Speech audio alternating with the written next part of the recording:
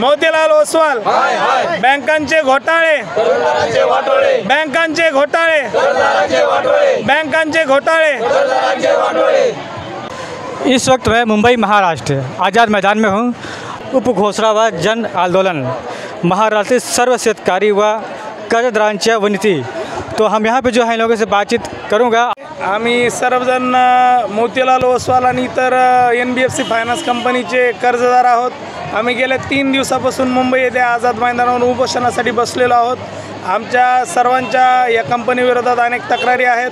आम्हाला प्रत्येकाला वेगवेगळ्या प्रकारे आणि वेगवेगळ्या प्रश्नांसाठी आम्ही या फायनान्स विरोधात उपोषण पुकारलेलं आहे। गेल्या कित्येक दिवसात आम्ही या फायनान्सला आमच्या कागदपत्रासाठी मागणी केली, जसं की ॲग्रीमेंट असेल किंवा आमचं स्टेटमेंट असेल, पण वेळोवेळी जाऊनही आम्हाला त्या ठिकाणी चांगला प्रतिसाद भेटलेला नाही। या विरोधात आम्ही अनेकदा त्यांच्याकडे लेखी तक्रारही केली, परंतु आम्हाला कोणत्याही प्रकारचा प्रतिसाद त्यांच्याकडून मिळाला नाही। उलट आमच्यावर तहसीलदार किंवा माननीय कलेक्टर साहेब यांच्याकडे जाऊन त्यांनी वेळोवेळी जप्ती आणणे किंवा धमकावणे किंवा त्यांचे जे खाजगी एजंट आहेत किंवा दुसऱ्या कंपनीकडे लावलेले वसुलीदार आहेत त्यांच्याद्वारे आम्हाला त्रास देण्यात आला। सगळ्यांचं मानसिक खच्चीकरण करण्यात आलं। तरी आम्ही न खचता एक संघटन उभारलं या कंपन्यांविरोधात आणि आज आम्ही गेल्या 3 दिवसापासून आझाद मैदानावर उपोषणासाठी बसलेलो आहोत। या उपोषणासाठी आम्ही आमच्या वेगवेगळ्या पद्धतीने मागण्या सादर केलेल्या आहेत। आमचं मागणं हेच आहे की या कंपन्याची प्रत्यक्ष चौकशी व्हावी, जेणेकरून यांचा काय जो काळा बाजार चाललेला आहे आणि कशा पद्धतीने यांनी ग्राहकांची लूट केलेली आहे, सामान्य माणसाची लूट केलेली आहे। आमच्यात बरेचसे म्हणण्यापेक्षा 90% जास्त शेतकरी कुटुंबातील व्यक्ती आहेत। यांनी शेतकऱ्यांच्या सातबाऱ्यावरही बोजा चढवला आहे। प्रत्यक्षात कोणत्याही कंपनीला किंवा होम लोन कंपनीला, खाजगी कंपनीला शेतकऱ्यांच्या सातबाऱ्यावरती बोजा चढवण्याचा अधिकार नसतो। कोणताही येणे प्लॉट नसतानाही त्यांनी सातबाऱ्यावर बोजा चढवून आणि त्यापैकी त्या घरावर बोजा चढवून पूर्णच्या पूर्ण सातबाऱ्यावर बोजा चढवला गेलेला आहे।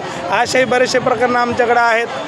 तर या सर्व प्रकरणाची चौकशी माननीय मंत्री महोदयांनी याची नोंद घ्यावी आणि या सर्व कंपन्यांची चौकशी करावी, यासाठी आम्ही त्यांना निवेदन देण्याचा प्रयत्न करत आहोत गेल्या 2 दिवसात।